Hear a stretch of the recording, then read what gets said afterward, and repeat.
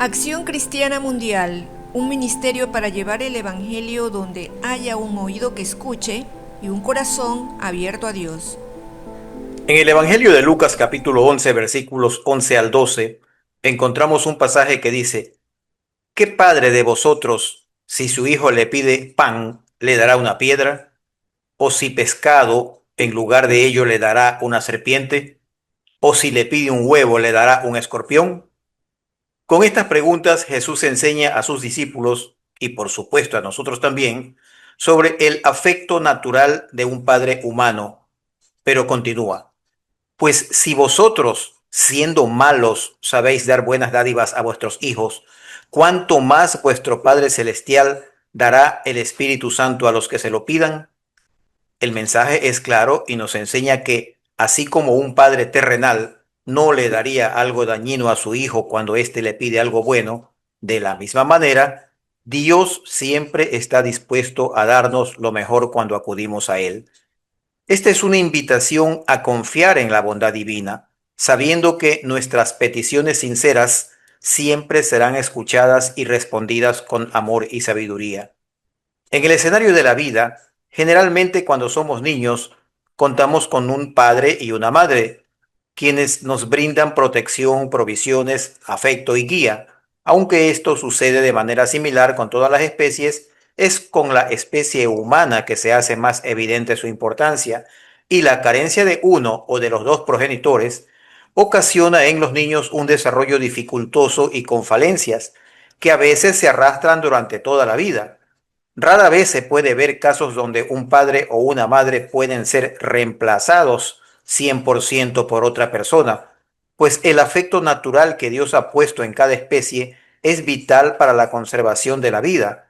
De modo que la pérdida de uno de los padres o de los dos, cualquiera sean las causas, es decir, sea por fallecimiento, abandono o cualquier otra circunstancia, deja al niño en un estado de indefensión latente.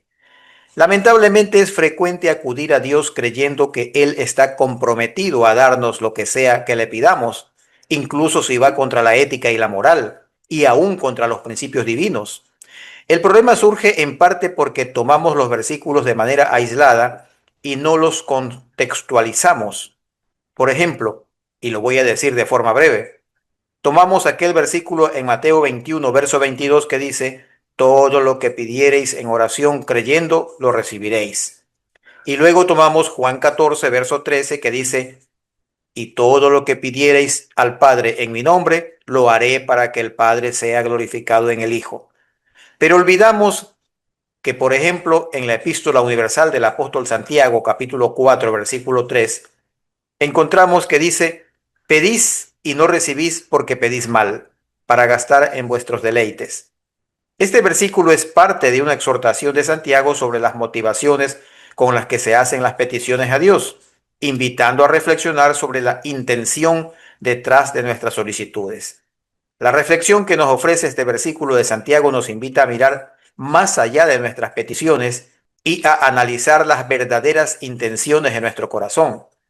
A veces cuando pedimos algo, lo hacemos con deseos que están más orientados a satisfacer nuestros propios gustos o placeres, en lugar de buscar un bien mayor o un propósito más noble.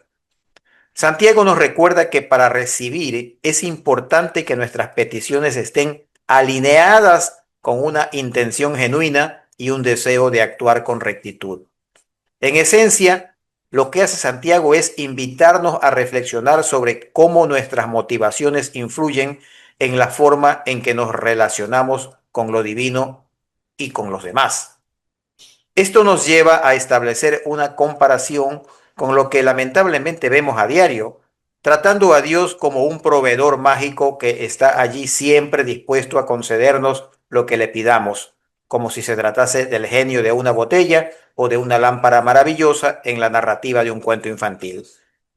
Pero en un contexto de fantasía como el referido, la imagen que nos viene a la mente es la de un ser poderoso pero obediente, dispuesto a conceder deseos sin cuestionar la intención y el propósito detrás de ellos. Y así es lamentablemente como ciertas personas interactúan con Dios como si fuese una relación meramente transaccional. Nomás se le pide algo y se sienta a esperarlo sin un vínculo emocional ni moral profundo. En cambio, la relación con Dios según la Biblia es la de un padre con su hijo, una relación basada en el amor, en la confianza y en el crecimiento espiritual. Cuando nos acercamos a Dios, no se trata solo de pedir y recibir, sino de hacerlo con humildad, entendiendo que Él conoce lo que realmente necesitamos y lo que es mejor para nosotros. Esta comparación nos invita a reflexionar sobre la importancia de acercarnos a Dios no para satisfacer deseos materiales, sino para buscar un propósito más profundo y un crecimiento espiritual genuino.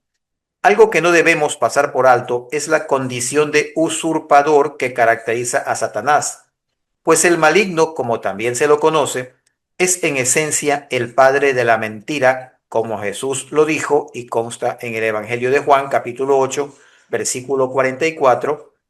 Por esta misma razón, muchas personas van por la vida equivocados, creyendo que son hijos de Dios, como aquellos fariseos y líderes religiosos que Jesús confrontó, según consta en el antes mencionado pasaje, diciéndoles: vosotros sois de vuestro padre el diablo, y los deseos de vuestro padre queréis hacer. Él ha sido homicida desde el principio y no ha permanecido en la verdad, porque no hay verdad en él. Cuando habla mentira, de suyo habla, porque es mentiroso y padre de mentira. Aquí, de forma contundente, Jesús resalta esa naturaleza engañosa que se le atribuye a Satanás. Siempre recuerdo una frase en el estado de una red social correspondiente a cierto abogado que conozco bien por su vida torcida. La frase dice: con Dios a mi lado todo lo puedo. Pero al Dios que se refiere no es al Dios con mayúsculas, creador del universo, sino sin dudas al usurpador, a quien quiso ser igual al omnipotente, pero fue arrojado del cielo y condenado a prisión de oscuridad eterna. A ese remedio de Dios es al que tienen como padre muchos confundidos que son huérfanos en realidad y han sido adoptados por Satanás, quien es su verdadero padre. Por ello, su camino es torcido y oscuro y sus frutos son de maldad, porque escrito está por el evangelista Mateo en el capítulo 7, desde el versículo 15 hasta el 20, con estas palabras: guardaos de los falsos pastores que vienen a vosotros con vestidos de ovejas, pero por dentro son lobos rapaces. Por sus frutos los conoceréis. ¿Acaso se recogen uvas de los espinos o higos de los abrojos? Así, todo buen árbol da buenos frutos, pero el árbol malo da frutos malos. No puede el árbol bueno dar malos frutos, ni el árbol malo dar buenos frutos. Y termina diciendo: todo árbol que no da buen fruto es cortado y echado en el fuego. Así que por sus frutos los conoceréis. La frase de Jesús, por sus frutos los conoceréis, es una guía para reconocer la verdadera naturaleza de las personas o enseñanzas a través de sus acciones y resultados. En el contexto de la usurpación o del engaño, esta idea nos invita a observar con cuidado las consecuencias de lo que alguien dice o hace.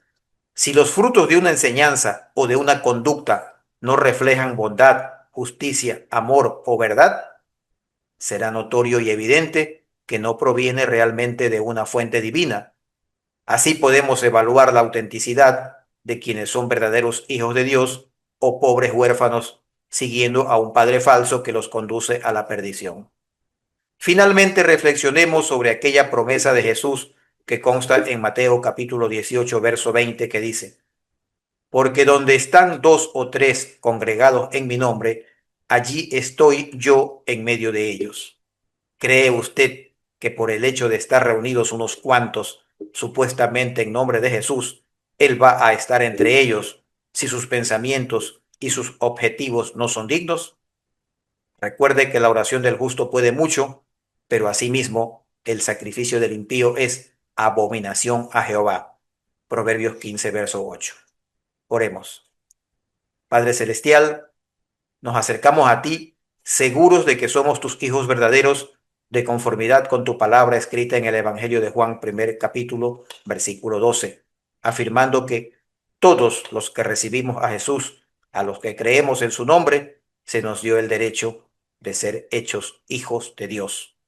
Y seguros estamos de ello porque tu propio Espíritu Santo nos ha dado testimonio de que somos verdaderos hijos tuyos, como está escrito en la carta del apóstol Pablo a los Romanos, en el capítulo 8, versículo 16. En el nombre de Jesús, nuestro Salvador, te lo pedimos.